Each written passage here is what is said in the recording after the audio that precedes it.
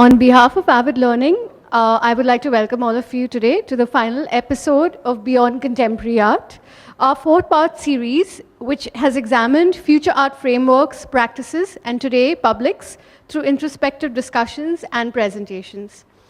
In this episode titled Future Publics, Ranjit Hoskote will be in conversation with Nancy Adajania as they reflect on the emergence of radically new publics from contemporary crisis and the challenges that they pose to artistic practices and cultural institutions. The discussion will draw from the 2015 Critical Reader on Contemporary Art, Future Publics, The Rest Can and Should Be Done by the People, edited by Ranjit with withMaria Hlavajova. We'd also like to thank the Director General and Secretary, Board of Trustees, Chhatrapati Shivaji Maharaj Vastu Sangralaya, Mr. Sabyasachi Mukherjee, Bilwa, and the rest of the team for their support. Before we begin, a few words about our panelists. Ranjit Hoskote is a cultural theorist, curator, and poet based in Bombay. He's the author of more than 25 books, including Vanishing Acts, New and Selected Poems, and Central Time, and the monographs Zini and Medagan, Compartment Das Aptil, and Atul Dodia. Hoskote curated India's first ever national pavilion at the Venice Biennale 2011. With artistic director Okwi Envizor, Hoskote and Hyun Jin Kim co-curated the 7th Guangzhou Biennale in 2008. He also was co-convener along with withMaria Hlavajova, Boris Royce, and Catherine Romberg of the exhibition conference platform Former West Congress, Documents, Constellations, Prospects.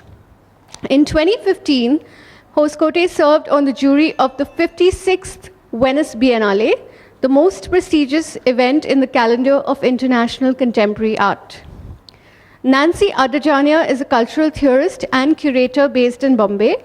She was the joint artistic director of the 9th Guangzhou Biennale in 2012 and has curated a number of exhibitions, including most recently a show of video art for sights and sounds, global film and video, an ongoing series at the Jewish Museum, New York in 2015. In 2013 and 2014, Adajania taught the curatorial practice course at the Salzburg International Summer Academy of Fine Arts. She was research scholar in residence at Back Basis für Actuelle Kunst, Utrecht 2013 and 2010. She has written consistently on the practices of 4 generations of Indian women artists. Adajania's monograph on the feminist artist Navjot Altaf, The 13th Place, Positionality as Critique in the Art of Navjot Altaf, is forthcoming. I now welcome Ranjit to begin the discussion. Actually. And, thank you all for being here this evening. Sabina, thank you for words of welcome. Partly I'm nervous also because this marks the end of a series that, at least for me, has been very productive, very stimulating. It's obliged me to think back on questions that have been important to all of us as cultural practitioners. And I want to thank really Asad Lalji and all my colleagues at Avid Learning who've become part of this collegium over the 4 parts of Beyond Contemporary Art. And in the course of these episodes, what we've tried to do really is to work, as it were, through a flow chart of the institutions and sites and practices of the contemporary art world. So those of you who've been on this journey from the beginning will know that we began with deconstructing the Biennale, moved on to the mutating museum. The previous episode was New Adventures in Art, which looked at artistic practices. And today we come to Future Publics. We close, as it were, the circuit by moving back from sites, spaces, works, and makers of art to the recipients, if you will, of art. And our recipient is not exactly the word I would use, really, because in one sense, you could argue that the work of art is complete only when the viewer actually engages with it. And I've been thinking in recent weeks of a Viennese art historian who died very, very early called Alois Riedel, who actually floated the idea of the beholder's share. And he argued, I'm summarizing brutally, his argument, of course, is much more sophisticated. He suggested really that without the viewer's intense cognitive, perceptual, sensory interaction, really the beholder's involvement, the beholder's share, no artwork really achieves completion. So the journey that begins in the studio is restaged in the gallery, is presented yet again in the museum, or any other public context, really achieves fruition only in the act of seeing, of discussion, and so on. So that's really what Nancy and I will look at more closely today. So I will begin with a few framing remarks before I hand this over to Nancy. I want us to think today of how the beholder's share is really constructed within a framework where the viewer is not has not historically been a single stable entity. In previous episodes, we considered how, for instance, the studio has not been the same thing over a period of many centuries, nor has the museum, nor has art making. Similarly, today, I would like to frame this notion of the viewer between two, if you will, revolutionary periods. For me, the birth of the modern viewer takes place really with the opening of the Louvre in 1793. And I say this, I mean, it sounds almost apocalyptic to assign a very specific time and place to this, but I have specific reasons for suggesting this. You'll all remember that the Louvre was actually a palace, a royal palace, before the French Revolution of 1789. But the National Assembly, the Revolutionary Council, decided that the people would not be permitted to attack and plunder the royal collections. Rather, even as an oppressive feudal system was being overthrown, the cultural capital that it had collected would be made available, would be democratized, and would become part of the larger patrimony, as one would say in a French or European context. So when the Louvre reopened in 1793, for the very first time, large numbers of the members of the population were actually able to access something that formerly had not been available to them, had not been part of their imagination and their life world. But this happened under certain conditions, because the National Assembly was very clear. It said that the Louvre and all these royal and noble collections would become part of the national memory. So in that same gesture, just as cultural capital was being democratized, there was a corresponding gesture, which is that a certain kind of nation was, the cultural definition of a nation was being floated. And the citizen, as viewer, was imparted a certain education. Yeah, it was very clear, for instance, that you were a viewer.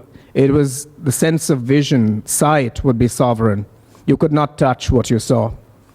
The notion of the cordon, the barricade, the appropriate distance to be retained between viewer and object, many of these behaviors that today we take to be entirely naturalized when we walk into a space such as this one, were enacted at this point. Yeah? So hence, for me, this is the birth of the modern viewer. So in one sense, it is a revolutionary development. But it's a revolutionary development that also has to do with a certain aesthetic education, the notion that a sensibility, however revolutionary, requires training. Yeah, that's 1793. I move now from this consideration of the aesthetic and the civic subject to what has happened in the last 5 or 6 years. And it's in that context that I'll talk a little bit about this book, Future Publics. From 2010 onwards, we all witnessed a series of events which really brought back to center stage the notion of what a people might be, what the citizen might be, what a demos is, whether it was the events that were soon clubbed together, the very, very different events actually in Tunisia, Egypt, Syria, and Libya and elsewhere. They all got clubbed together as the Arab Spring, and we might discuss this a little later. But the upshot of the Arab Spring, or of the Occupy movements, all of which had to do with popular resentment and disenchantment with oppressive regimes that was in the Arab world, In North America and Western Europe, it was a disenchantment with a capitalist system that had definitely broken down post Lehman Brothers. So, and here there was a crisis of governance which threw up a militant, popular movement, which went the way of many such movements, unfortunately. But there was a brief moment when it seemed that there was a way in which citizens could intervene in larger political processes. It's these events that led a number of us to think about how we now had to deal with a very different understanding of citizens. And as people involved with culture, as people involved with cultural institutions, we had a very, very precise question to deal with, which is, how do art institutions today respond to such an audience? Now, if this is the kind of newly entitled, newly assertive, newly articulate public that is, as it were, knocking on the doors of the world of culture, the world of art, how can institutions respond? That's a question that I think assailed, if you will, many of us across the world. And it ties in with the preoccupation that a number of us across the world have had with the way in which cultural institutions, art world institutions are really no longer containers. They are platforms already. They are no longer places where you simply go to savor and be edified by a repository of objects. It's also a place where you're enacting your own subjectivity, expanding your imagination, addressing questions as part of a collective, yet with some kind of private quest. So really, we're looking at what happens to the viewer across these many different economic, social, cultural, artistic shifts. So in a way, if you begin with that Louvre moment and move to the present, you're also looking at a genealogy of viewership. You begin with the viewer who's constructed as a kind of consumer of culture, someone who's being educated in sensibility. I love that Flaubert title, always have a sentimental education.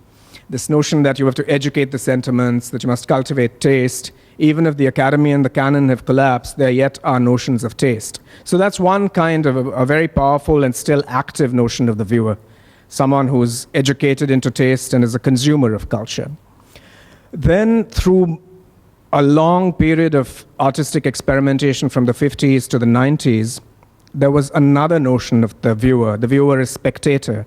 The viewer is someone who would participate in more distributed forms of art making, someone who would probably pull their weight in the work of art, but who might also have the right to feel alienated from it. It was a different notion of dealing with art and with culture.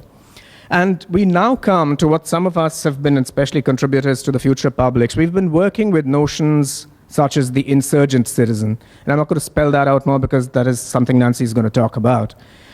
We're also thinking of notions of the viewer as a user of art. That actually recalibrates your notion of what an artwork is. Is it something erratic, fetishistic, something outside of yourself that inspires you to greater heights of imagination? Or is it something that becomes part of your everyday life in a certain way? And this leads me to think of the curatorial experimentations that have gone on now at an institution like the Reina Sofia in Madrid, where there's a move to translate, if you will, the museum into a sort of commons of culture, and to actually de-license, so to speak, artworks to make them accessible not as erratic and fetishistic objects, but as things that you could actually respond to without the burden of the kind of cultural value that they have in an unduly large sense. These are, as I say, speculations on what the viewer can be. Or can the viewer be a contributor? That, again, is a compelling model that people have been thinking of. How do you maybe unmake the notion of artistic privilege that is enshrined in a certain process of art making? How can the viewer become more of a contributor to that process? That's particularly something Nancy has looked at in her essay in this book, where she'll talk about it, where she talks about devolutionary strategies in art making.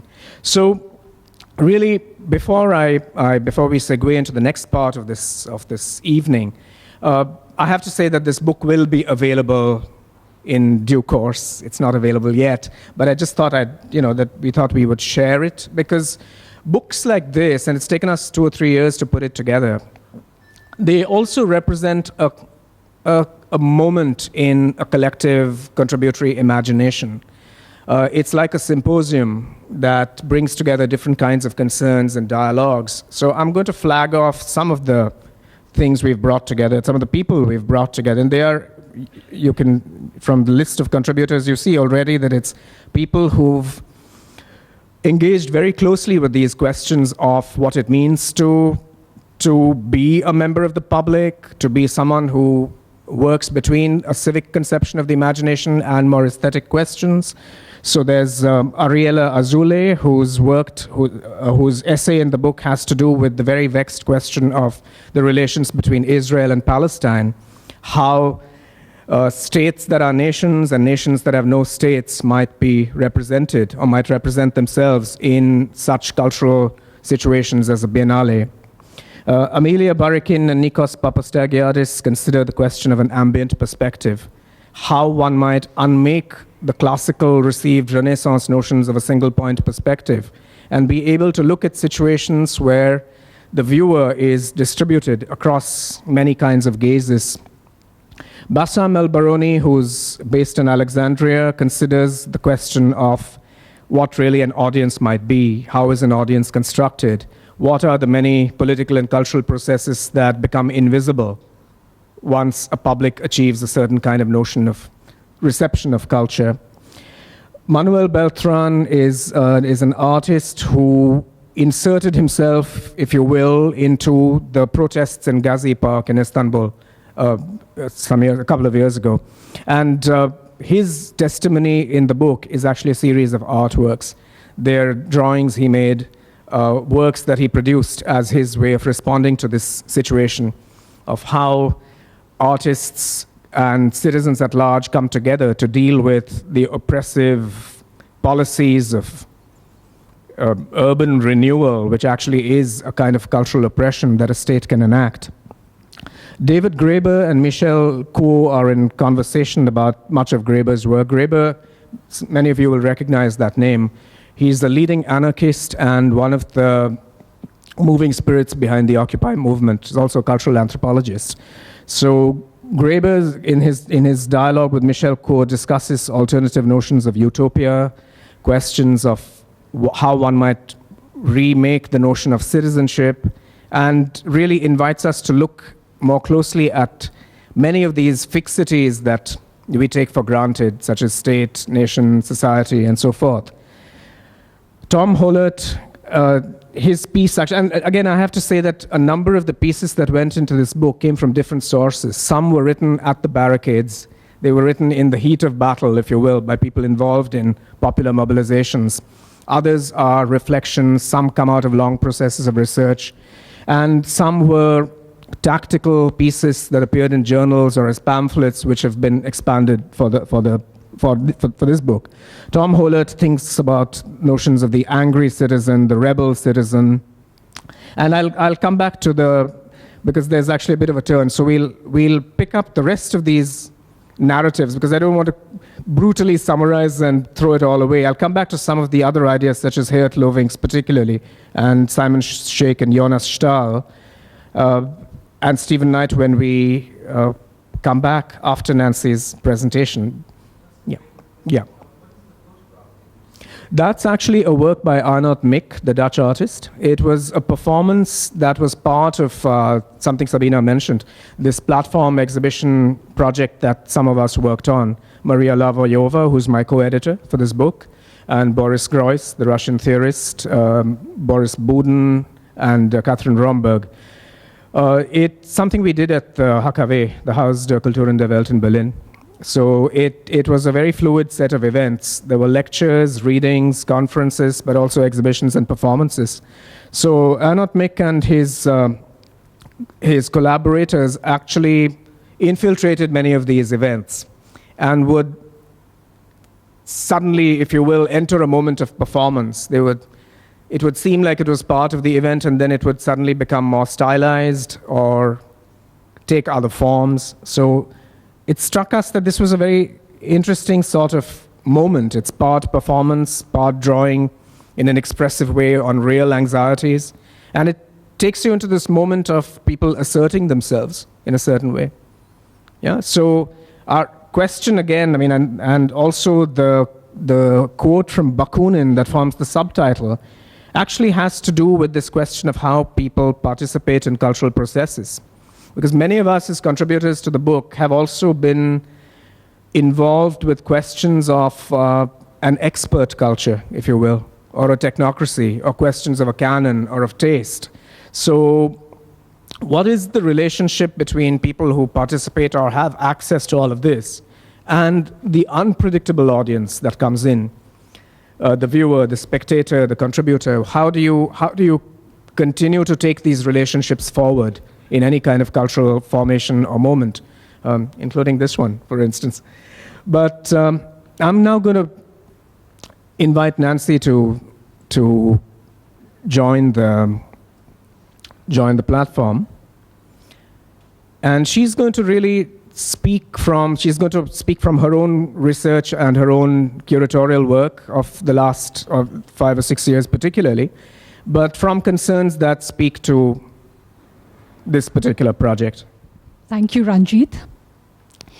My essay on the artist-citizen and her strategies of devolution for the BARC reader deals with my ongoing research concerns on the relationship between art and the public sphere, as well as the vexed relationship between the aesthetic and political avant-gardes. Today's presentation shall bounce off these preoccupations and explore the relationship between artistic imagination and civic imagination, as well as imaginaries, in the sense of what one's worldview could gesture towards. We have on screen the term insurgent citizen. What is the relationship between these two contradictory terms, you might ask? The latter alludes to a law-abiding citizen, a law-abiding person who works within the framework of societal norms, and the former breaks those very rules. The term insurgent citizen suggests a citizen driven by the moment of crisis. By crisis, I refer to a dynamic that builds up through the interplay, collision, and collusion of contradictory forces in society. A dynamic that builds up to a head, a flashpoint, where the contradictions amongst these forces can no longer be contained by hegemony, diffused by co-option, or stylized by social mythology. Next slide, please. I'm thinking of the incident that sparked the Arab Spring. The Tunisian vendor Mohamed Bouazizi's moment of self-immolation on 17th December 2010. In the BARC reader Future Publics, the anarchist anthropologist David Graeber argues against the notion of rupture as the absolute breaking point or revolutionary moment by insisting that the rupture, and I quote him, can only be understood by looking at continuities in the longest possible durée. So on the screen you have, of course, Mohamed Bouazizi, in that revolutionary moment of self-immolation. And Graeber, the reason why I bring him into this conversation is because he's not just talking about the moment of rupture, because as we saw, many people have today called the Arab Spring, or the revolution as it was called, a revolution which was also in a way a hoax, because it was, in a way, a circulation of the elites. So you oust Mubarak, but then after that, again, the military takes over. So the whole point of bringing in Graeber is to say that we don't just speak of the rupture as this radical moment or a breakthrough. You also have to look at the longest possible durée of events and temporalities that go into the making of that flashpoint or rupture. And I will use Graeber's argument to explore Maha Maamoun's trilogy of videos, which was made up in the run-up and during the Arab Spring. Maha Maamoun is a Cairo-based artist. Rather than look for examples of a quick-fix insurrectionary art to illustrate political reality, I have chosen to look at an artist's work that has consistently looked at questions of notions of citizenship, nationalism, and utopias, dystopias before and during the outbreak of the Arab Spring. Next slide, please. We have the rubric here, artists, citizens, publics, slipping between roles. The operative term here is slipping. In consultation with Maha, I showed her 3 videos: Domestic Tourism, made in 2009, 2026, made in 2010, and Night Visitor, made in 2011, as a trilogy for the 9th Gwangju Biennial. It was not intended as a trilogy, but during the Gwangju Biennial, which I co-curated, I decided that perhaps it would work very well together to also show that this is not just a kind of generic political art which was made in response to a political event, but these are concerns that the artist has been working with over a long period of time, or what Graeber calls the longest durée. Maybe we could look at the film Domestic Tourism, for instance. And here, what you have is that there's the iconic motif of the pyramids of Giza, which recurs in both the videos, Domestic Tourism and the second video, 2026. And both these works allude to early 21st century Egypt's political and cultural climate.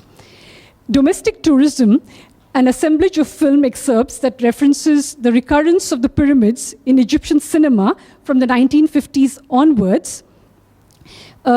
It works like a parallax error.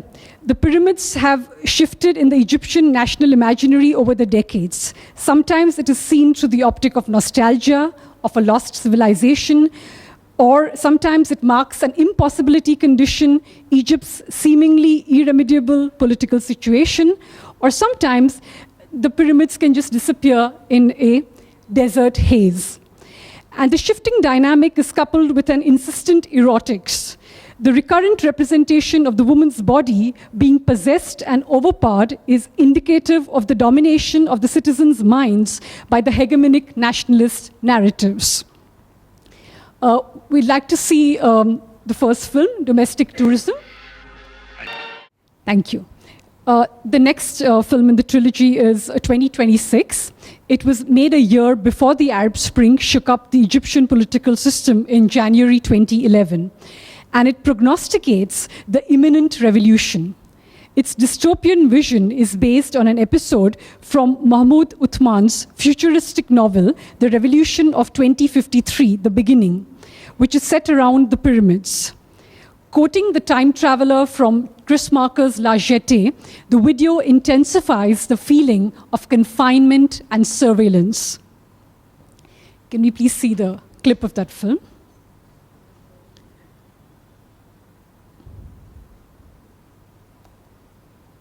So you move from popular culture to speculative fiction, which is prognosticating, a dystopia to come.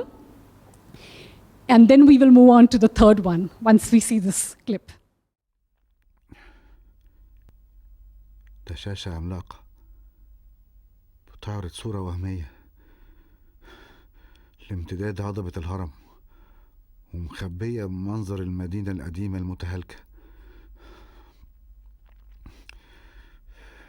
برج مراقبة كل 10 أمتار في السور، كل برج جنبه أوضة، وفي ناس بيراقبوا المكان وقدامهم أجهزة وشاشات كتير. في حركة غريبة، إشارات من الأبراج وحاجة بتتحرك من بعيد. عربية جاية من بعيد، مصفحة وإزازها أسود، عاملة عفرة وتراب حواليها. العربية بتهدي،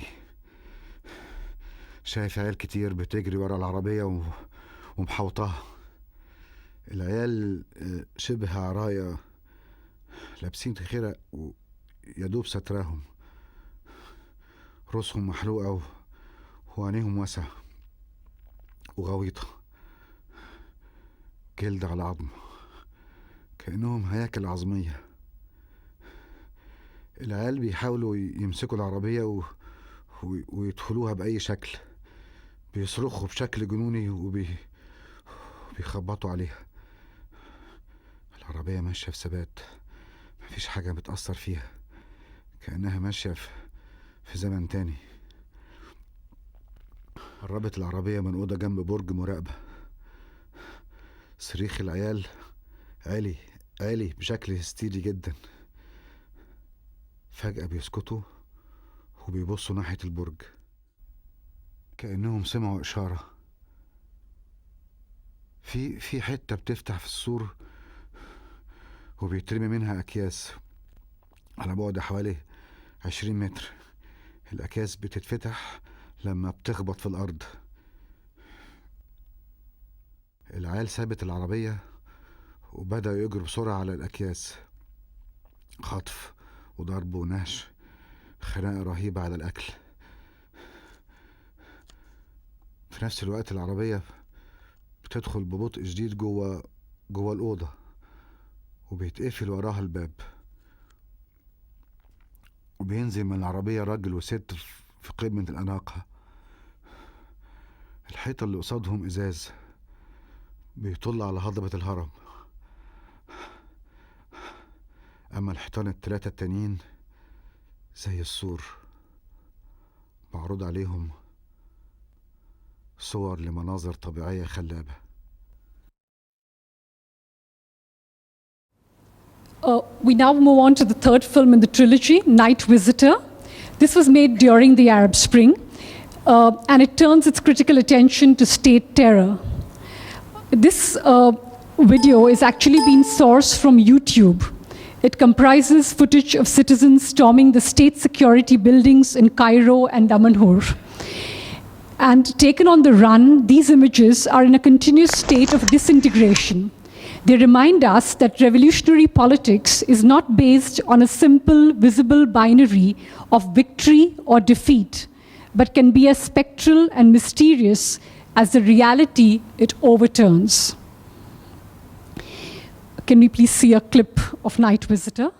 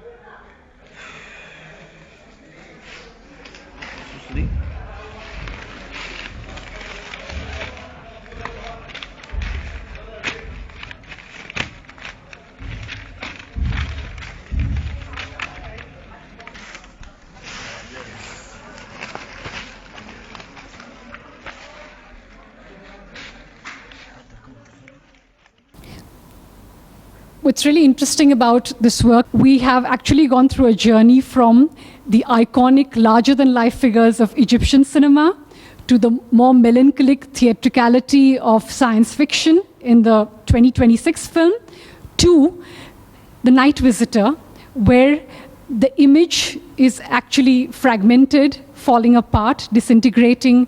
The sound is barely audible and only comes in snatches. And in a way, it's also a metaphor for what a revolution brings. And as I was saying earlier, I mean, there's no binary of, simple binary of victory and defeat. And the abstract register of Night Visitor reminds us of the limits of language, realism holding hope in check. And also, what is very significant about Night Visitor is it's also a comment on the rubric with which we started, which is artists, citizens, publics, slipping between the roles. So Maha Maamoun is actually using the material that is produced by the citizens who are performing this revolutionary act, the subversive act of actually entering the Ministry of Interior, something that they would only have quietly passed through on the road. I mean, this is a place that they can actually invade, attack, and in a way confront the horrors that they have also lived through over the years. So here you have an artist who's using the material which is produced by the citizen reporters and then shared on YouTube. And then she's, again, making an assemblage of that. But as against the first work, Domestic Tourism, here the assemblage doesn't work because it just keeps falling apart rather than coming together. And again, it's a comment on the whole point of articulation itself, the notion of articulation, the notion of aporia, of impasse. And now I move on to the work of Ahmed Bassiony. Bassiony, born in 1978, again an Egyptian artist, based in Cairo. He was a sound and performance artist and a musician, artist, and a teacher. And he had dedicated himself to the propagation of new media art. And I'd like to just start with a little documentary which shows him conducting a sound workshop. It's a very interesting little clip which intertwines pedagogy with creativity. Can we please show the clip? Yeah. كل ما الصوت عالي كل ما الموجة بتعلى كل ما الصوت ودي كل ما الصوت يوطى. طيب النوع يعني ايه النوع؟ بمعنى كل ما الصوت كان خشن او كان مفتح عن بعض زي كده اما الصوت الناعم كل ما كان الصوت خشن كل ما كانت المسافات ما بين دي ودي بعيده هتلاقوها كده كده اما الصوت الناعم هتلاقوه قريب ومنسق بينه وبين بعض كده مثلا لما اقول ما فيش مسافات يعتبر هتلاقوها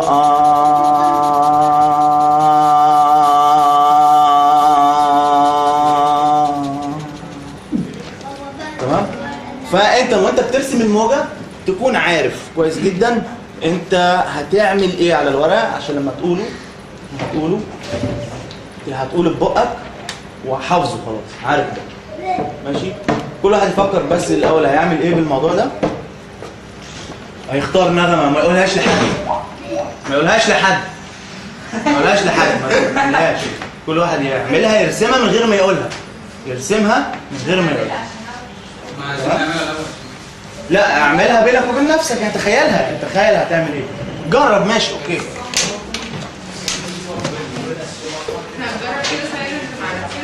لا بصوت ماشي. في ناس عندها تخيل.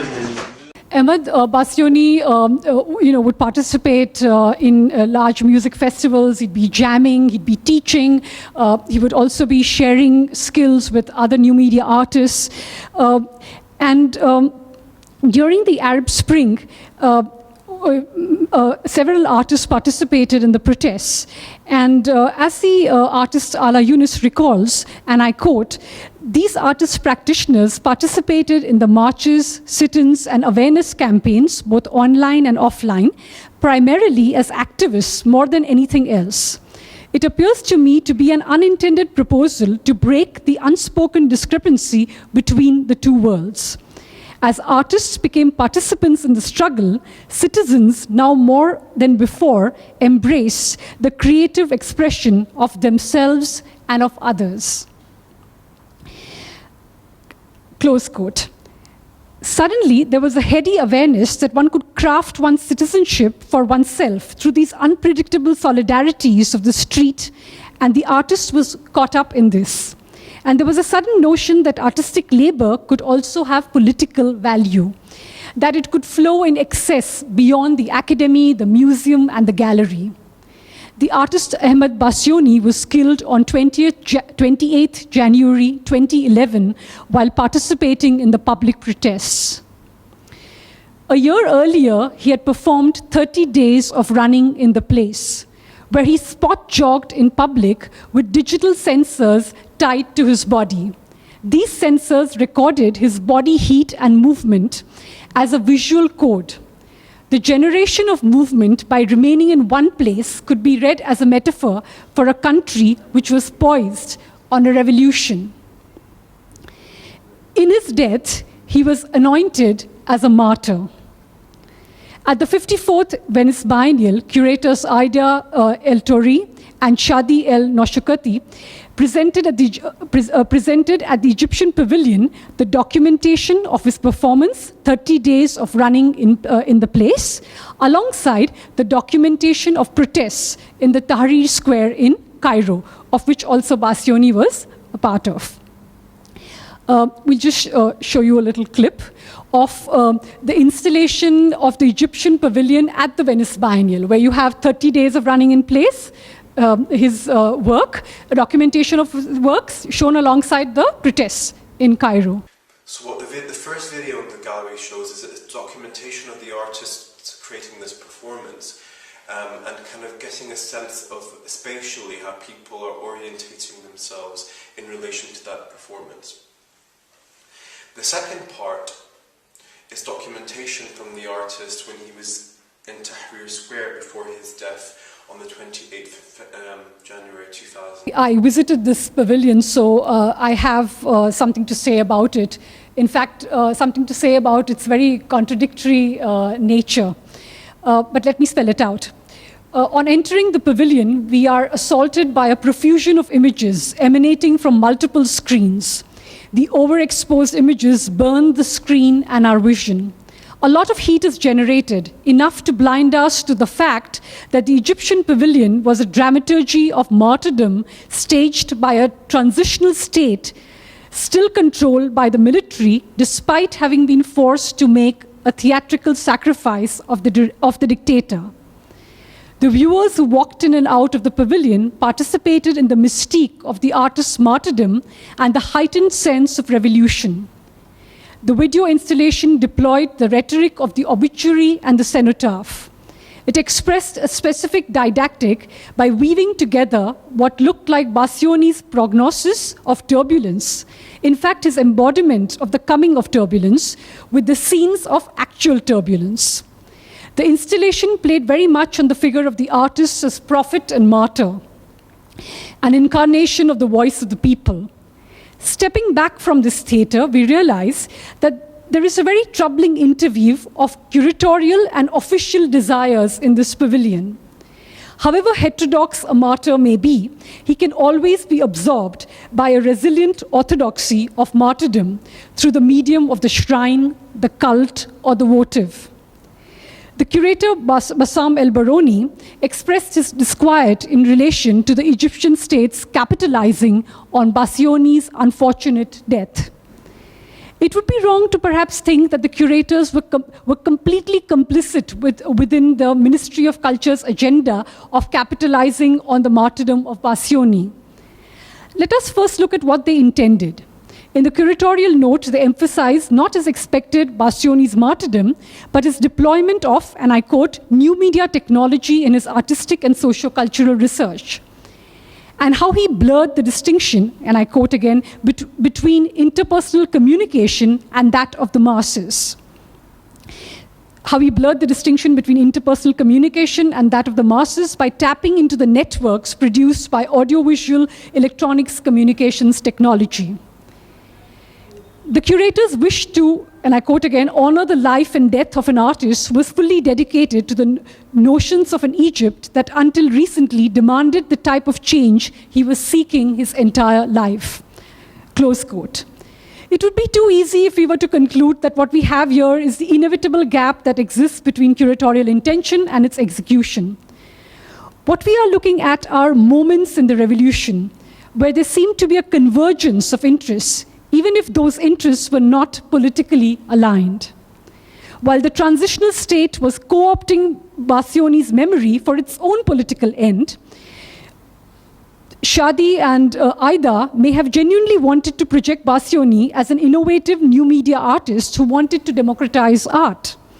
Of course, we could say that had the curators not set up such a spectacular, visually overpowering installation of Bassiony's work, their intention of showing him in the fullness of his practice might have actually worked.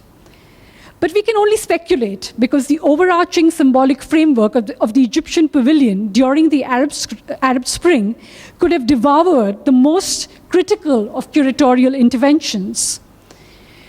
I would say that the situation is not amenable to a conclusive reading. And I'd like to leave it at this speculative stage, because for me, that's far more interesting than resolving it. I now move on to the Indian context. I mean, whenever Ranjit sort of spoke at the series, I remember there would always be one member of the audience who would ask Ranjit, oh, what about the Indian context? So here, my dear audience, I do have artists from the Indian context, and we can have our fill. And sorry, Ranjit, about that. And here we have the work of Nalini Melani. I'm referring to her work, Remembering Toba Tek Singh, which was made in 1998, 1999, and it was displayed in this very museum at the Kumaraswamy Hall. I'm sure Shakhu, Bharti, Anjana, all of you remember it. The immediate provocation for this work was the competitive nuclear weapons test by India and Pakistan in 1998. But the long durée from which this work emerges refers to the bloodbath that accompanied the birth of our country. By invoking Toba Tek Singh, Manto's absurdist allegory of the partition, Melani reflects on the antagonism that has plagued both nations. This was the artist's first large-scale video installation in a public space. Artists like Melani and Vivan Sundaram used the video medium to address a larger, diversified audience rather than the more predictable elitist gallery circuit. Their effort needs to be seen in tandem with those made by left liberal intellectuals in the 1990s to resist the effects of a counter-modernity which was propagated by the Hindu right wing through a diversity of audio and video technologies. While the Hindu right-wing organizations, early adapters, deployed every new media technology available to achieve their goal in the 1990s, by the late 1990s, they had even embraced the internet with virulent websites such as www.hindu.net, threatening the voices of dissent. The left, on the other hand, could not develop a mass-paced, progressive, symbological counter-agenda. Many intellectuals of left liberal sympathy, including artists, were overwhelmed by the right's persistent manipulation of myth and history, and some of them fought back. By displaying Remembering Toba Tek Singh in a museum space and by deploying video as her chosen medium, Melani aimed to democratize the protocols of art production and reception. Instead of looking at two-dimensional artworks in a white cube, the viewer entered into the space of an immersive installation with large video projections and mirrored surfaces that multiplied the reflections of the videos. The hall was also covered with tin trunks. Next image, please. A refugee survival kit, in turn fitted with beaming TV monitors. In short, Malani was producing a new sensorium, a deepening of affect and sociality. It may sound paradoxical, but the same new media art, which in its infancy in the late 1990s had confused the connoisseur viewers of the gallery world, who were used to the pleasures of the painted image, seemed to be more legible to a non-gallery audience, which was used to the video and the cinematic medium. We must also not forget that this was also a non-gallery audience that was used to the visualities of the museum didactics, the dioramas and the panoramas, what we would call the early multimedia environment. And therefore, it was easier for a non-gallery audience to actually relate to this language.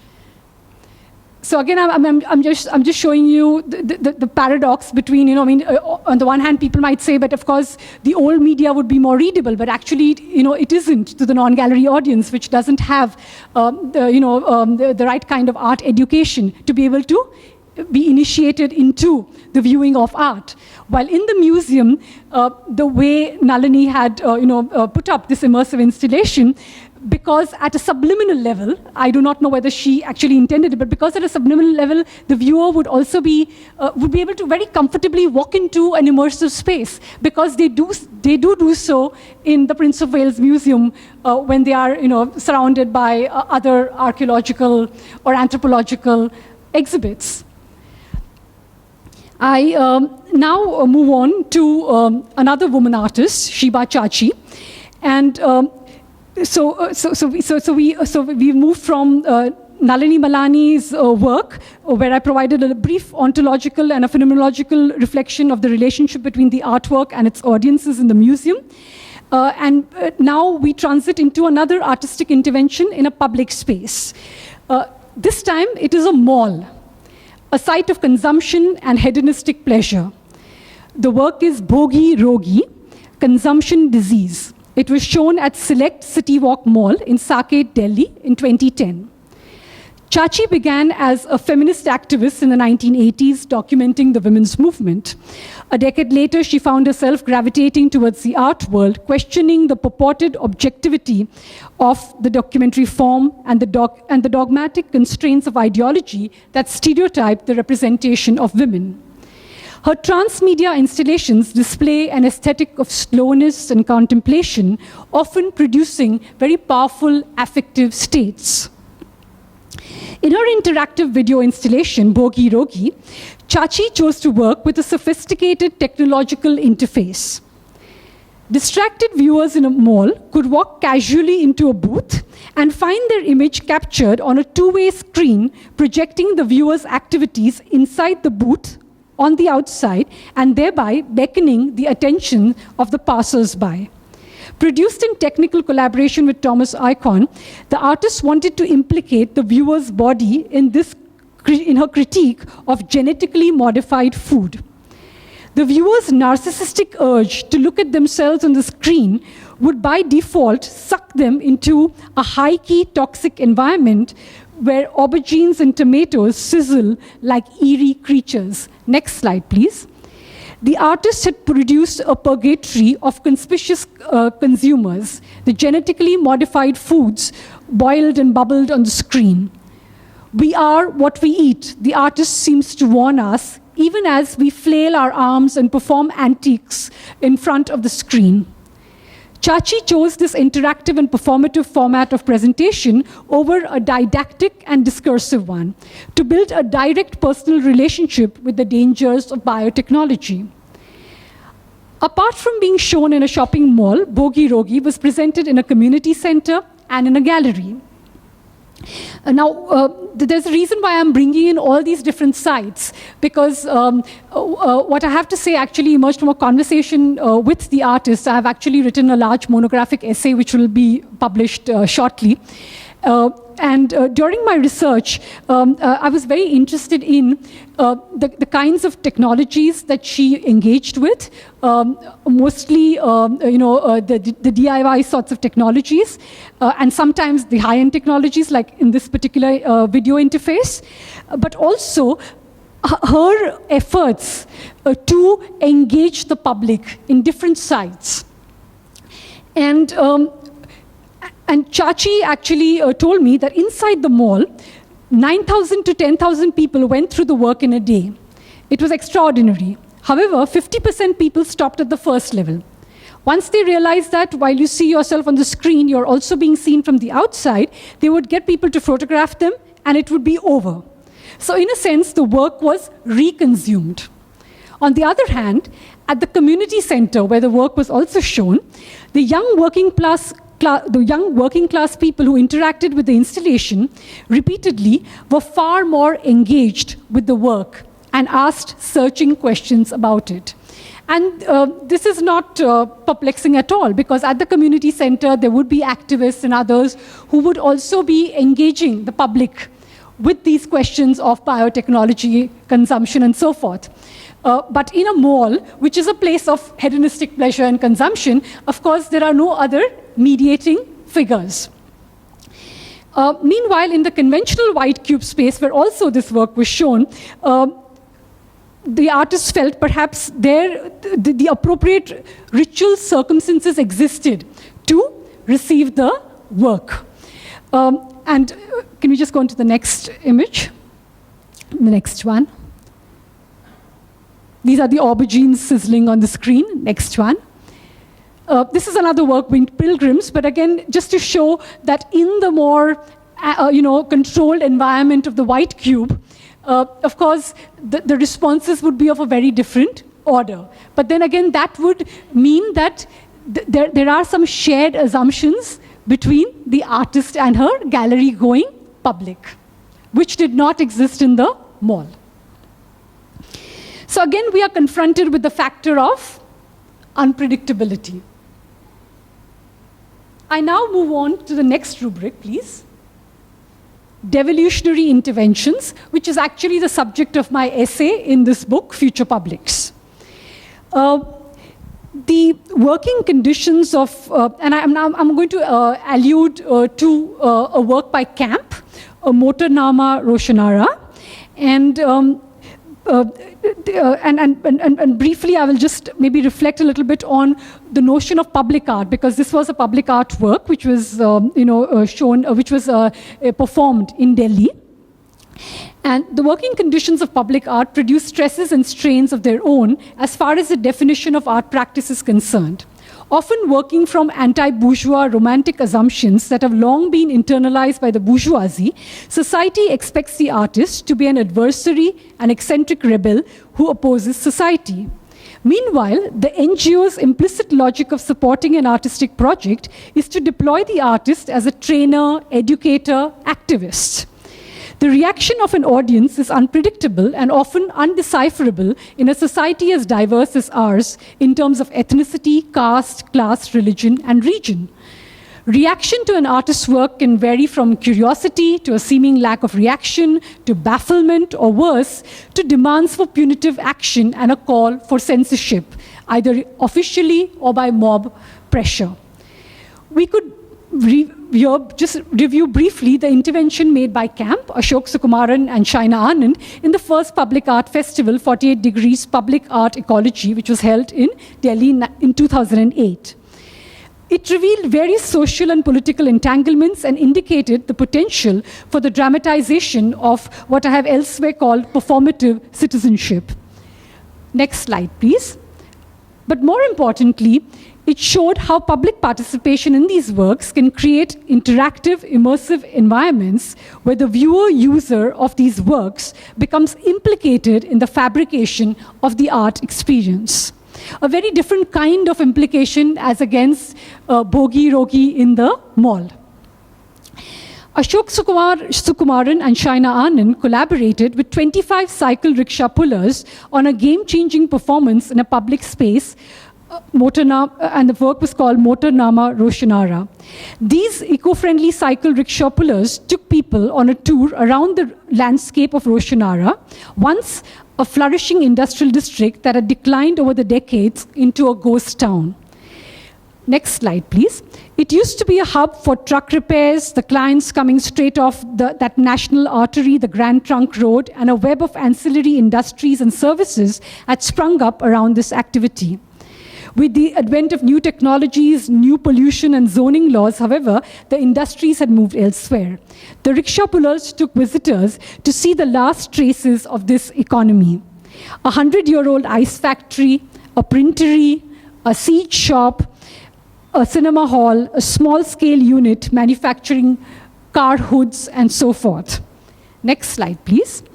This was not intended as an opportunity to indulge in fashionable urban archaeology. Rather, what struck visitors was the transgressive energy of the rickshaw pullers, who by acting as guides, asserted a claim over spaces where they could not have been accorded the entitlement of belonging in normal conditions. As project guides for an official public art festival, they had access to people from whom they were normally separated by invisible lines of class, caste, and ethnicity. For these unauthorized voices to propose a mock authoritative narrative about the people and places of Roshanara was a deft turning of the tables. The real performance lay not in the stories that they had workshopped to a fine pitch, but in the unrehearsed glances of passers-by and shopkeepers looking at the rickshaw pullers with a new sense of respect, and in the delicate social negotiations between the rickshaw pullers and the people they visited. It was intriguing to savor the competing versionalities of the recounted stories, as the newly anointed storytellers caused mild consternation and impatience among the people newly made into subjects of their narratives. We experienced the bridging of long-established gaps, the slow dance of accommodation. In a society still obsessed with caste taboos, this is a leap of faith. It is from such push-pull psychological encounters that a society's hidden entanglements are experienced, and the thin is moistened just a little. As we can see from this intervention, the artists have not tried to empower the cycle rickshaw pullers. The term empowerment betrays a residual paternalism with its emphasis on the munificence of the donor and produces no genuine transformation in what remains an asymmetry of cultural, social, and political capital. Devolution, on the other hand, implicates the artist-citizen substantially and viscerally in the act of giving. It implies that as a precondition to the development of a more equitable social relationship, the artist will give up some of the privileges and claims to expertise that reside with her under an inequitable system and transfer these to colleagues who lack them. After which redistribution, in full awareness of the potential for failed communication as well as for productive mutuality, the artist collaborates with them in an yet unmapped space of praxis. This experiment in the creation of new cultural, social, and political value does not take equality as axiomatic. Rather, equality is constantly tested, redefined, and reformulated in this act.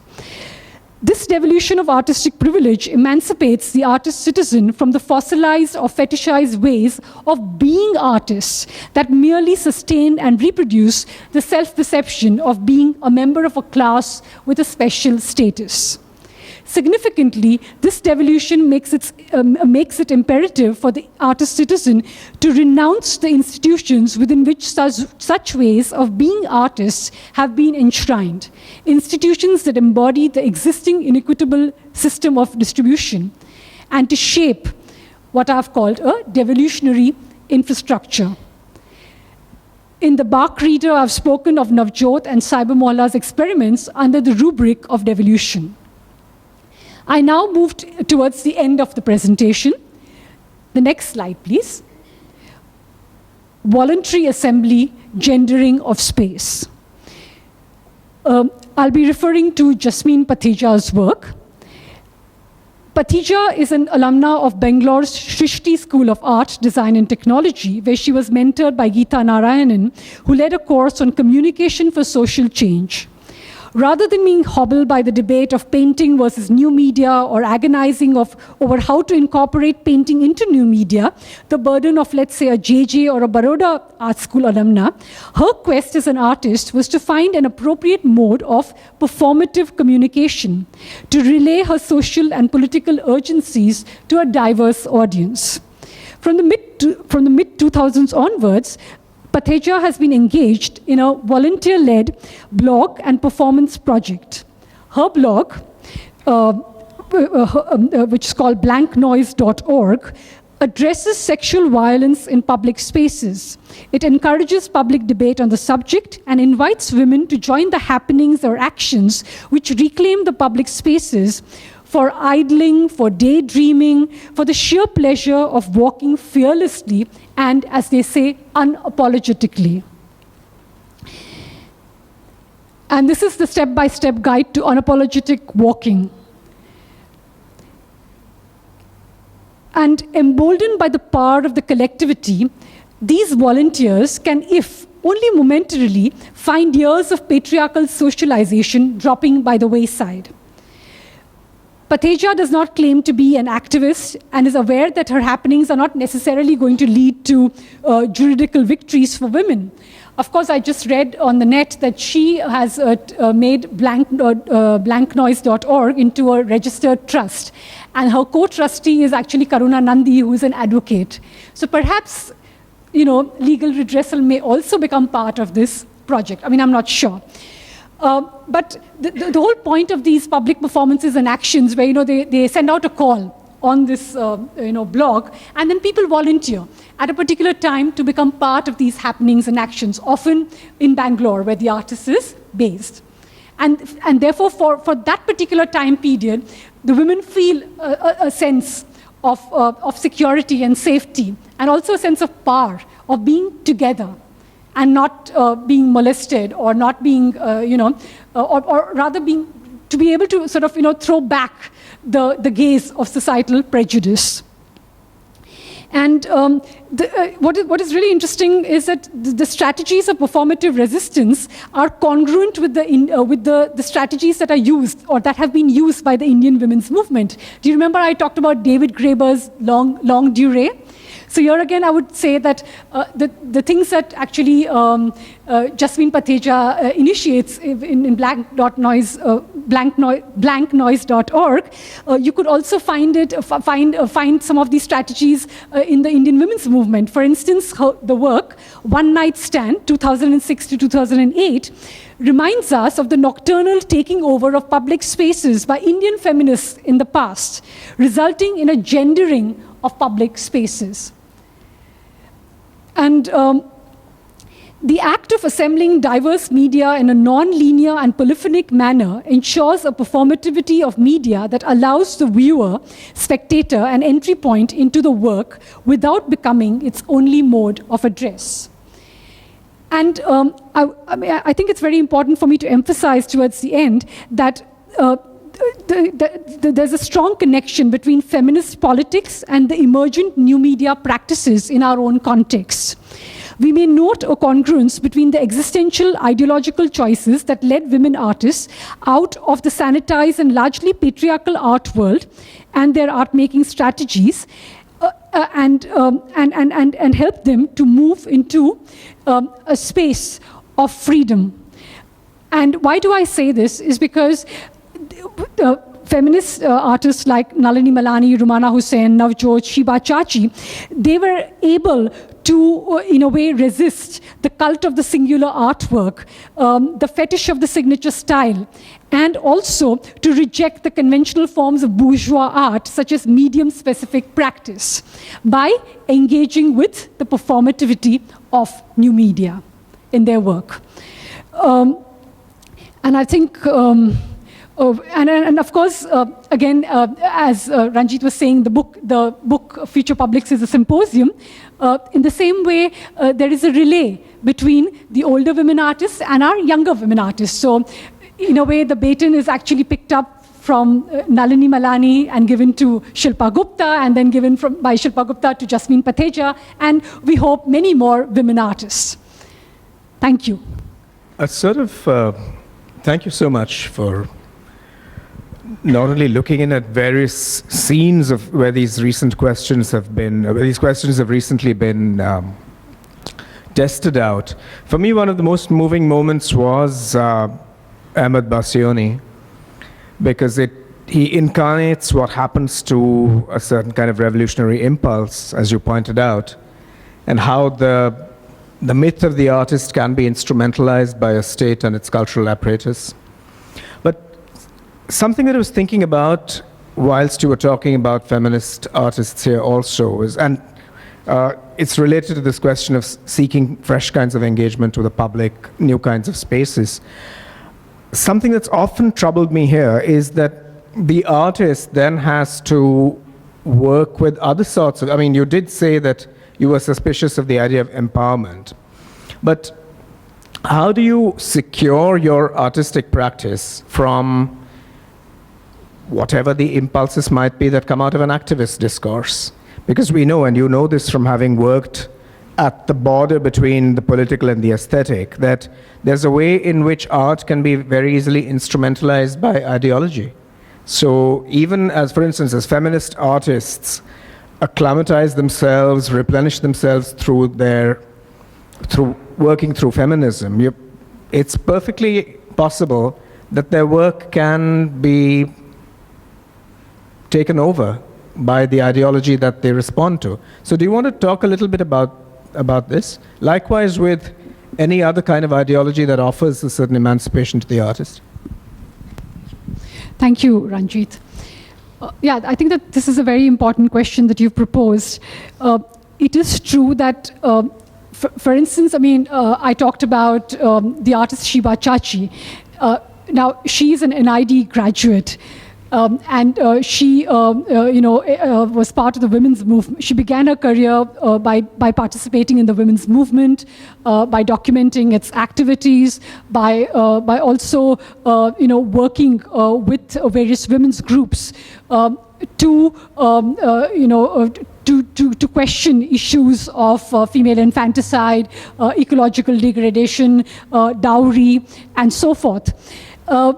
Now, Sheba Chhachhi, feels that there is something lacking within,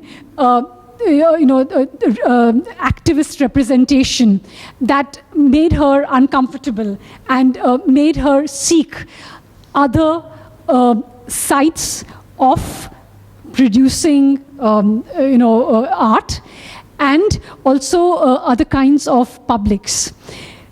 So what began as photographs of the protests which were happening in the streets of Delhi, for instance, then she moves into a phase where she gives the power of agency to the very subject of representation. Many of the women activists who she would have photographed on the streets, and she would ask them to choose their props, to choose the environment in which they wanted to be photographed. So already there is a certain slippage here from activism to the possibility of collaboration. And then from there, she then moves on to also working on a series of photographs called Ganga's Daughters, which was on Indian women aesthetics. And then those works start being showed in the gallery world, and she gets designated as an artist with a capital A. But as we know, that this designation of the artist with a capital A is a very vexed position. And although she sort of segued into the space of art, the questions raised by activism did not leave her. So it's actually very interesting. Because the reason why I showed Bhogi Rogi, for instance, was precisely because even though she actually tries to find new ways of showing art to new kinds of audiences, she herself realizes that perhaps more needs to be done than just inserting an artwork in a public space. And again, paradoxically, she realizes that something which was part of her earlier life, activism, is actually the space of hospitality, compassion, and solidarity, the community center where Bhogi Rogi was shown and where it was responded to. And also perhaps I might want to bring in David Graeber, because as I said, David Graeber has also worked on the Occupy Wall Street movement, and he worked with a lot of women artists during this, during this time. And it's very interesting because he talks about one of the women artists whom he worked with, and who had actually put up a large sculpture of a carrot on Millbank.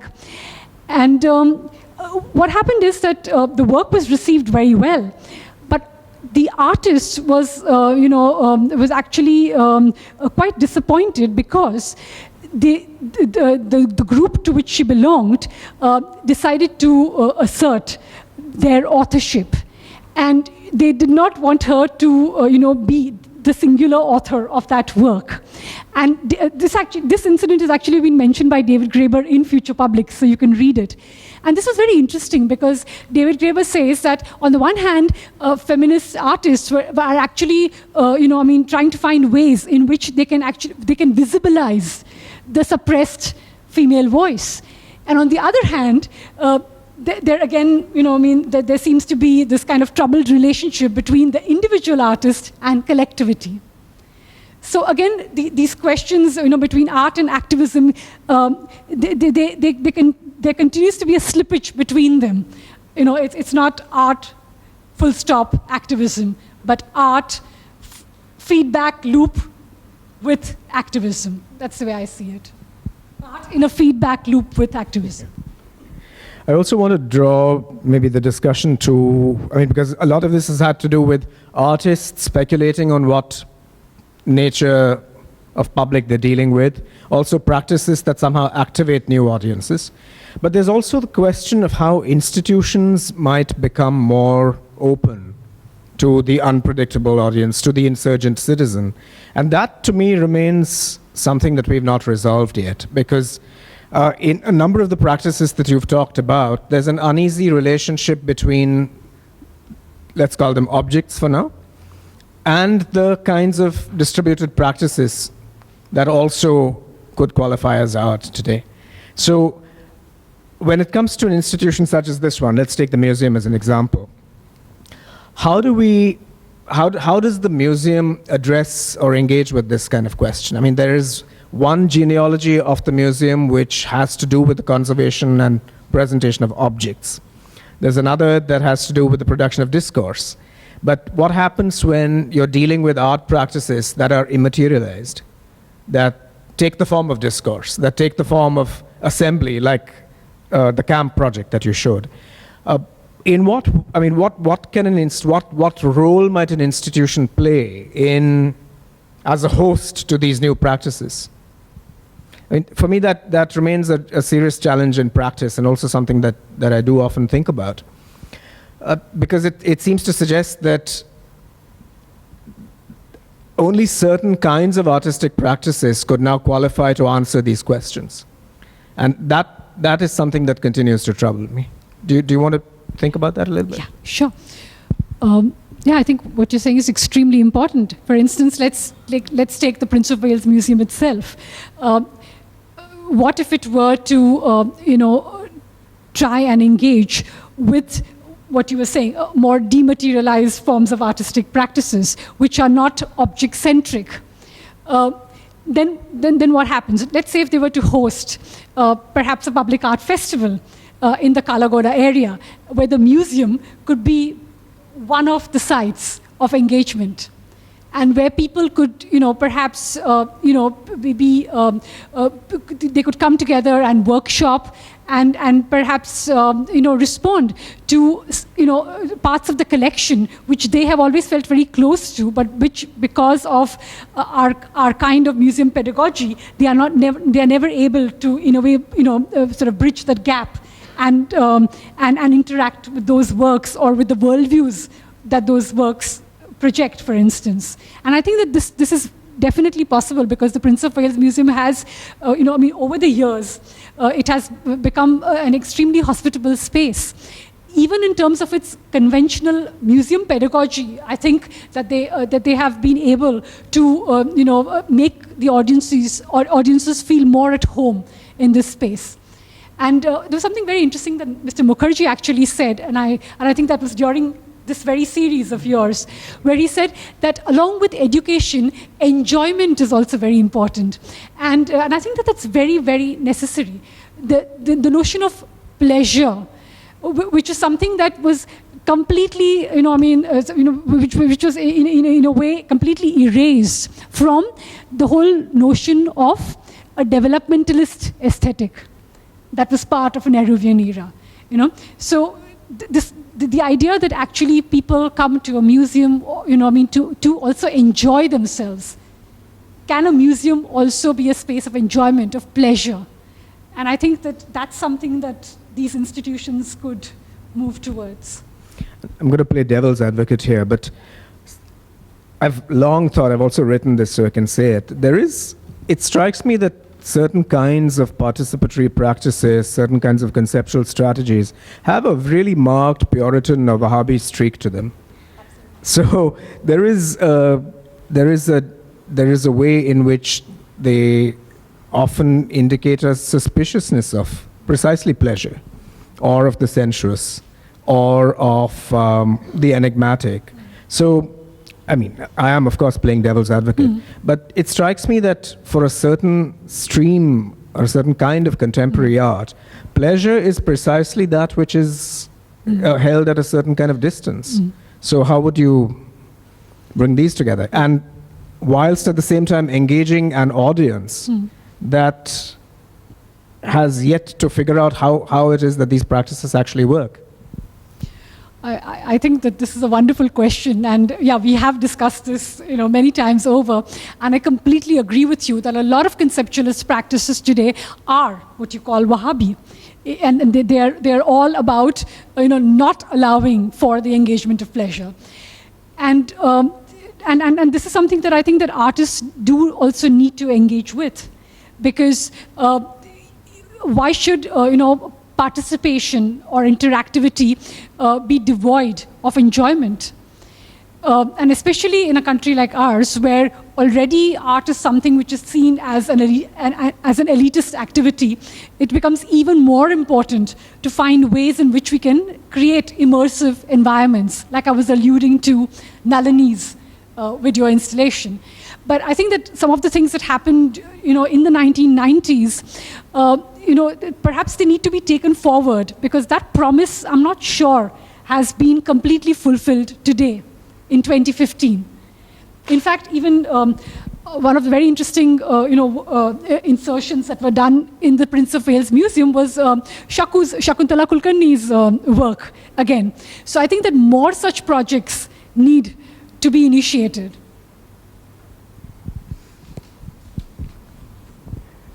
You also at some point talked about the perception of the artist's role as divided. On the one hand, as contemporary viewers, we inherit a certain notion of the romantic, the bohemian artist, the artist as adversary. And on the other hand, there is this NGO notion of the artist as trainer and teacher. And this is related to a question I asked a little earlier.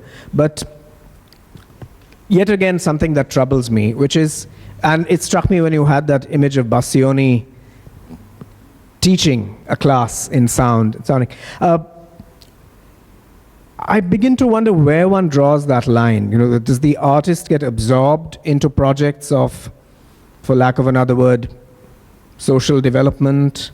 Or is that a genuine way of connecting with an audience? Is that pedagogical role?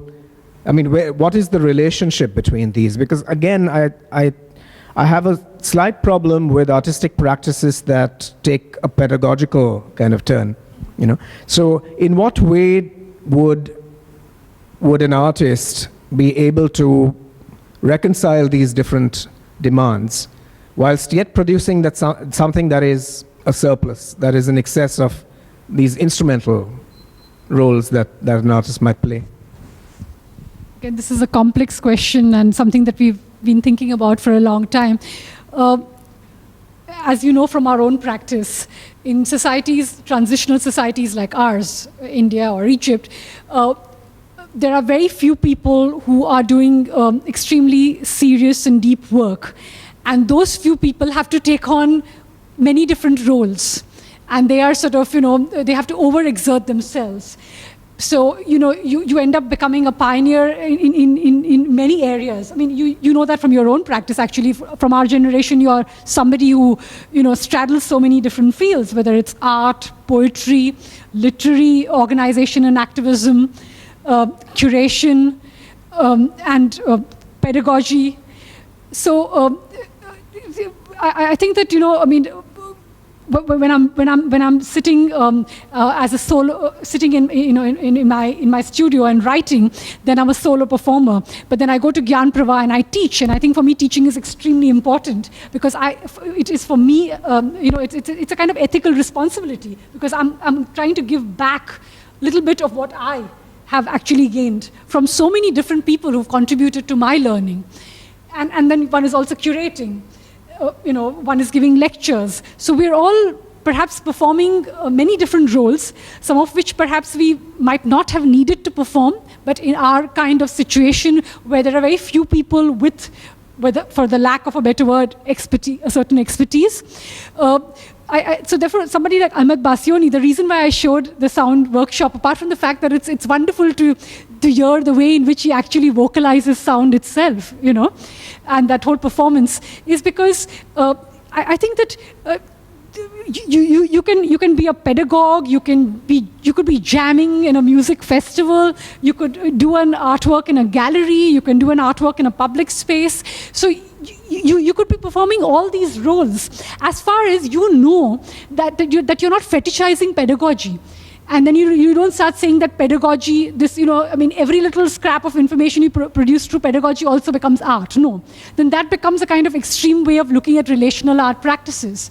So then that's a problem, But if you know that this is pedagogy, and that can also be done in a very creative manner, and if you know that, okay, I want to do 30 days of, running in the place, that's when you're performing the role of artist as as somebody who's performing in a public space.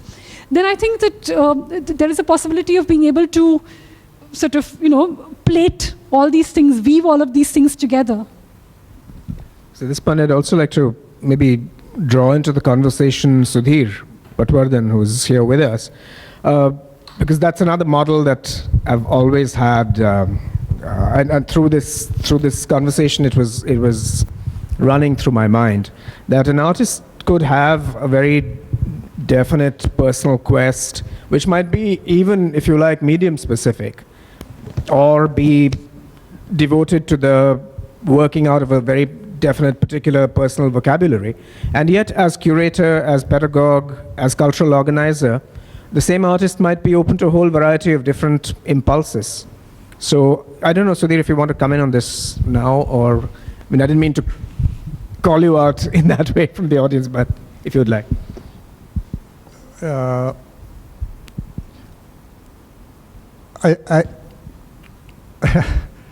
don't know, but my feeling, and it comes to some extent from just coming from Amar Kanwar's show also, that the link between activism and art has always been problematic. And there are, as you're saying, there are people who shift from one to the other. But I suspected today that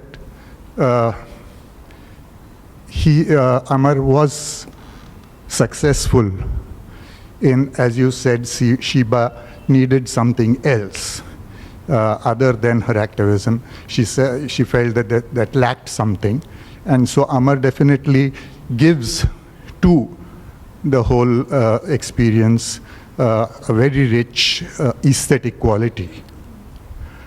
But the connection is, I don't know if it is organic. I don't know if it will ever be organic. I think we'll have to live two lives. I don't know. I don't know if that makes sense. But it's a potent idea.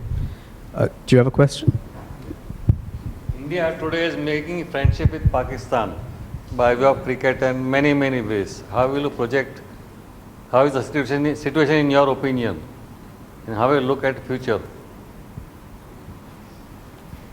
I don't think I want to make some general political comments. I think I have already made my point through Nalini Malani's Remembering Toba Tek Singh, installation. So, I mean, yeah. I think that's, that's at a speculative level, right? I really don't think that I'd like to comment on that.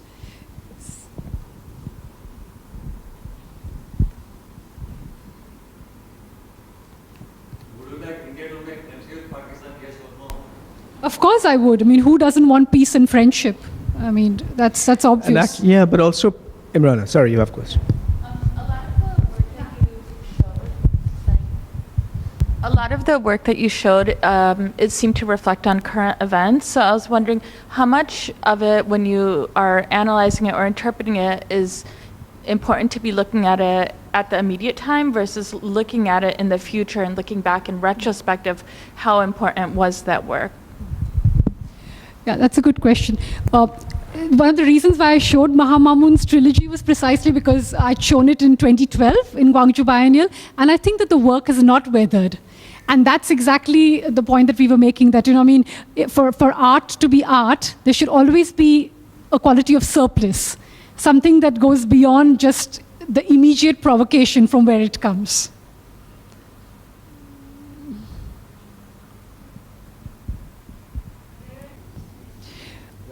Yeah.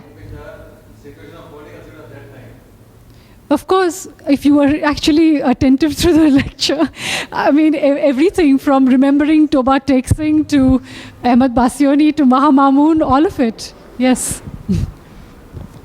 I have a question. I'll have a footnote to that later. But yeah, go ahead. Okay. You spoke about performative art and you teaching and how that's your sort of, I guess, a performance and giving back, and how institutions, and you took CSMVS as an example, but I studied fine art and art history in the UK, and they are supposed to be the forefront at these sort of things, but I found it very pedagogical in what you just said. Do you think that art education in India is using these sort of performative methods, and is there a space for it, or is there a need for it? And are there people actually being receptive to these sort of ways in learning and teaching? I don't know. Yeah, I think people are very receptive to different methods of learning and teaching. In fact, there is a huge deficit in terms of pedagogy as far as the arts are concerned. And the interesting thing is that people don't just learn in an art academy in our kinds of societies. So you will have a curated show where you have wall text, you have the curator giving a walkthrough, you have a Gyanprava class which will go to the gallery, and then again there'll be another walkthrough for those students specifically. So people are learning at different levels in both officially and unofficially. And I think that people are very, very hungry for knowledge, and I always believe that our audiences are extremely intelligent, and they want more. It's just a question of us being able to meet them halfway. That's the footnote I thought I'd make, actually, because there is, the trope of the insurgent citizen it's active at all of these levels. And now, honestly, in the last 5 years or so, it's precisely what you said. There's this tremendous surge of an audience that, on the one hand, has access to far more information than ever before through digital media, but is perhaps seeking frameworks and seeking to discuss those frameworks. I think that is a real qualitative shift that's taken place over this decade. And I also think that that's where institutions could play a far greater role. Because sometimes there's a kind of institutional thinking which suggests that with so much access to information, what is it that an institution could do? There's a certain feeling of, if you will, irrelevance or the pressure to reinvent oneself. But I think what institutions could really do is to keep in play this notion of constantly critically reevaluating the frameworks of knowledge. Because otherwise there's a tendency to measure the amount of information that you have and can deal with. But if you don't have a codex or some kind of structure into which this information goes, it's really quite valueless. And I think that's the big challenge, really. And I think that challenge is being met in India actually by para-academic spaces in many ways. Also, very curiously, you'll find that interesting forms of art education are taking place maybe at design schools or architecture schools, not necessarily in art schools proper with a certain lineage. And certainly some of them that I can think of are held hostage by their own legacy in a certain way. For example, Shrishti, I showed Jasmine Patheja's work. So she did not study at JJ or Baroda, but at an art design and technology school. And that's why even what comes out of her studies is actually a website and a volunteer blog. So I was thinking about what you said earlier about instead of the singularity of a medium or a certain kind of practice or a subject or some sustained activity, as opposed to multiplicity of either idioms or forms and how an artist would use various things to talk about. And you're trying to make that distinction between them. My question is how much of the second one, the latter one, is about illustrating what the curator wants to talk about, It's the theory of the curator who wants to put forth a certain kind of idea. So that makes those kind of art or those kind of art is more amenable to that theory as opposed to somebody who's looking at something singularly that makes sense. I think this is a question which is asked almost, at every program or event. It still is a relevant question. Thank you. I think that, we have to be able to sort of, try and, get over this whole binaristic relationship between the curator and the artist. Because, from my own practice, we know that the relationship between a curator and an artist is not one that is dictatorial as it is perceived by people, or of either the artist being a dictator or the curator being one. There has to be collegiality because, as you know, that even for something as simple as preparing a PPT, if I were to treat my colleague with disrespect, there is no question of that PPT actually being, made. It's a very simple thing. Human relationships can only function on the basis of mutual respect. And when they don't, people actually part ways. Or something, turns out to be really bad. So I think that this whole binaristic way of scoring the curator-artist relationship is very unproductive, according to me. Of course, there are certain curators who have a certain thematic, and then they, in a way, persuade artists to respond to that thematic. But I would say that if the artist is able to assert her own agency, then she would not walk into that kind of a contractual situation. She would reject it. And that show would not happen, right? So that means that there is some kind of complicity here. So then there are other larger questions of curators, their relationships with institutions, curators, and their relationship with the notion of a certain generic global art, and so forth. So I think that we need to ask those questions then. Also, a footnote to that, and responding to your question again, I think the idea of the power and glamour of the curator is seriously overrated, for one. It's just hard labor, more or less. But I also like the point that you made. It's all these invisible processes of mutuality, of generosity, of sharing. None of that makes it to this discourse of, our artists being told what to do by curators. Artists rarely get told what to do by anybody. That's the reason they're artists. Raza once said something to me about his fellow progressives. He said, they were strange and powerful animals, It's an incredible image, and I think it's true of many, many artists. And artists have their own particular reasons for experimenting maybe with participatory modes or distributory modes. Also, in your selection of works and practices, it's interesting that in some cases you saw the presence of the artist as curator in some ways. So even these roles are not necessarily sacrosanct and distinct from one another. There are examples of curators who've produced art or artists who work curatorially. A la Younis, who you mentioned, is actually an artist who some of whose work is distributed and collegial and curatorial in nature. Absolutely. So I think you really need to look more closely. We all need to look more closely at the textures of interrelationship that go into any particular practice, rather than imagine that there are, preset default positions of antagonism or exploitation. So I think all of these are invitations for us to look at the many, many truly diverse ways in which art gets made today. On behalf of Avid Learning, I would like to thank Ranjit and Nancy for bringing alive so many new possibilities for interacting with the arts and what the future holds. We'd also invite all of you to join us for our upcoming programs in the new year, starting with a documentary photography masterclass with Fauzan Hussain on 16 Jan 2016. And for more information, please do pick up our flyers. We hope you had a lovely evening. Thank you so much.